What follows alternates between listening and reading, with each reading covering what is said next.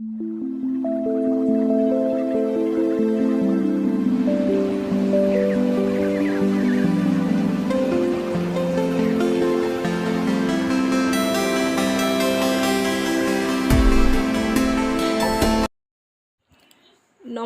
শুভ সকাল। সবাইকে জানাই অনেক শুভেচ্ছা, ভালোবাসা। কেমন আছো তোমরা সকলে?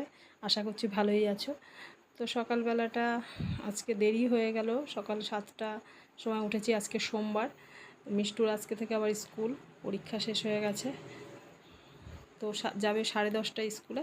তো আমি সে কারণে ভেতরে জলের খুব অসুবিধা, সেই জন্য আমি কলপারে বাসনগুলো নিয়ে আসলাম, এনে একবারে ধুয়ে নিচ্ছি। আর বেসিনটাও অনেক দিন পরিষ্কার করা হয় না, সেই জন্য পরিষ্কার করে নিলাম। তারপরে আবার রান্নার দিকে যাব। তো মিষ্টুর বাবাও চলে গেছে চা খেয়ে। ওর দাদু এই কিছুক্ষণ আগে ঘুম থেকে উঠলো, তো আমি চাটা আবার গরম করে দিচ্ছি, কারণ চা ঠান্ডা হয়ে গেছে সেই জন্য। আর আমিও একটু চা খেয়ে নেবো। আর ওকে দুধ দিয়ে দিয়েছি, মিষ্টুকে দুধ দিয়ে দিয়েছি। তো এখন ভাতটা বসিয়ে দেবো তাড়াতাড়ি করে, সেই জন্য চাল নিয়ে নিচ্ছি একবারে সকালের। আর দুপুরের ভাতটা আমি একবারে বসিয়ে দিচ্ছি, কারণ দুবেলার ভাত আমি একবারেই বসাই, আর রাতেরটা রাতে করি। চালটা ধুয়ে আমি ভাত বসিয়ে দিলাম। আর ওদিকে আজকে সকালবেলায় করব ডিম সেদ্ধ, আলু সেদ্ধ, আর মটর ডাল ভিজিয়েছি, মটর ডাল একটু করে দেবো, তাহলে সকালের খাওয়াটা হয়ে যাবে। আর এদিকে ফুলকপি আর কাতলা মাছ আছে 4 পিস, সেটা দিয়ে আজকে মাছের ঝোল করব। তো ডিম সেদ্ধ আমি বসিয়ে দিলাম, 3 জনকে দেবো, আমি আর খাবো না। ডিম খেলে মানে গ্যাস হয়ে যায়, আমার সহ্য হয় না, তো সেই জন্য আমি আর ডিম খাবো না সকালে। আর ভাতও খাই না, একটু হালকা কিছু খেয়ে নেবো। তো সেই জন্য ডালটা আমি সেদ্ধ বসিয়ে দিলাম। আর এদিকে রাতে আলু ভেজেছিলাম, ওই কড়াইতেই একবারে ডালটা তেল দিয়ে দেবো। আর কড়াইটা মাজলাম না, যেহেতু আলু ভেজেছি, অতটা অসুবিধা হচ্ছে না। তো ডালে আমি জিরে, তেজপাতা আর আদা বাটা দিলাম, আর শুকনো লঙ্কা দিয়ে ডালটা করলাম। যেহেতু মটর ডাল, সেই জন্য আমি পেঁয়াজ দিলাম না। পেঁয়াজ আমি দিই শুধু মুসুরির ডালেই। তো এদিকে আলুটা আগে ঠান্ডা করতে দিয়েছিলাম, যেহেতু গরম আলু মাখা যায় না, তো সেই জন্য আমি এখন আলু সেদ্ধটা পেঁয়াজ আর কাঁচা লঙ্কা সর্ষের তেল দিয়ে মেখে নিলাম। আর ডালটাও হয়ে গেল। আর মিষ্টু ওদিকে স্নান করতে গেছে, ও আসলে ওকে খাইয়ে দেবো। তো আমি মাছের ঝোল করব বলে আর উচ্ছে ভাজবো বলে কড়াইটা একটু মেজে নিলাম। আর মাছগুলো এত পরিমাণে ফ্রিজে রেখেছিলাম, বরফ হয়ে গেছে, তো সেই বরফটাকে একটু ছাড়াতে জলের মধ্যে একটু ভিজিয়ে রাখতে হবে। আর ভাত এখন দিয়ে দেবো দাদুকে আর মিষ্টুকে আর ওর বাবাকে, 3 জনেই একসাথে দিয়ে দেবো। ওর বাবাও চলে এসছে।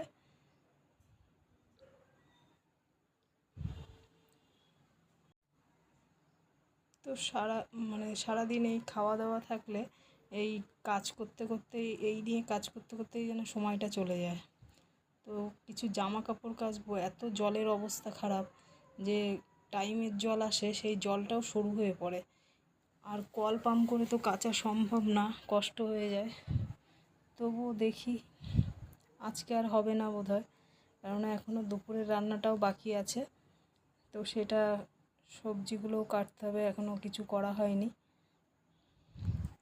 তো এই ডালের সাথে একটু গন্ধরাজ লেবু হলে আর কিছু লাগে না। আর মিষ্টু রেডি হয়ে গেল, স্কুলে বাবা দিয়ে আসতে যাচ্ছে। আর আমি এদিকে সবজিগুলো নিয়ে কাটতে বসেছি। তো নতুন ফুলকপি, এবছরের ফুলকপি, এখন ফুলকপির নতুন উঠেছে বলে গরমের ফুলকপি হেভি দাম। এক একটা ফুলকপি 50 টাকা করে নিয়েছে। তো আমি একটু শশাও খেয়ে নিচ্ছি, সকালে যেহেতু ভাত খাইনি, হালকা কিছু একটু খেয়ে নেব। তো খিদে পেলে তখনই খাবো, এখন আর খাচ্ছি না, এখন রান্নার দিকে এসছি। তো ফুলকপিগুলো আমি জলে একটু ফুটিয়ে নেব, যেহেতু ফুলকপিতেও গ্যাস হয়, কপি মানেই গ্যাস, তো সেই জন্য ফুলকপিটা ভালো করে আমি জলে ফুটিয়ে নিচ্ছি। আর এদিকে উচ্ছেটা ভাজবো, উচ্ছে কেটে নিয়েছি। উচ্ছে ভাজাটা খুব খেতে ভালোবাসে মিষ্টি, তো সেই জন্য উচ্ছে ভাজছি। আর গরমের দিনে তেতো তো ভালোই লাগে খেতে। আর উচ্ছেটা আমি বেশ ভালো করে ভাজি, পেঁয়াজ আলু দিয়েই ভাজি। তো ফুলকপিটা আমার সেদ্ধ হয়ে গেছে, মানে একটু ভাপিয়ে জলটা ফেলে দেবো, তাহলে কিছুটা হলেও গ্যাসটা কমবে। আর এদিকে মাছটা আমি লবণ হলুদ মাখিয়ে নিচ্ছি, নিয়ে এবার একটু ভেজে নেব। তো মাছটা পরে ভাজবো। তো এই সবজিগুলো কেটেছিলাম সেগুলো এখন খোসাগুলো প্লাস্টিকে তুলে ফেলছি, কারণ একটু সাথে সাথে পরিষ্কার না করলেও হবে না, যেহেতু অনেকটা বেলা হয়ে গেছে। তো উচ্ছে ভাজা হয়ে গেছে, আবার একটু কড়াইটা ধুয়ে নিতে হবে, কারণ কড়াইটা দেখছি কালো হয়ে গেছে।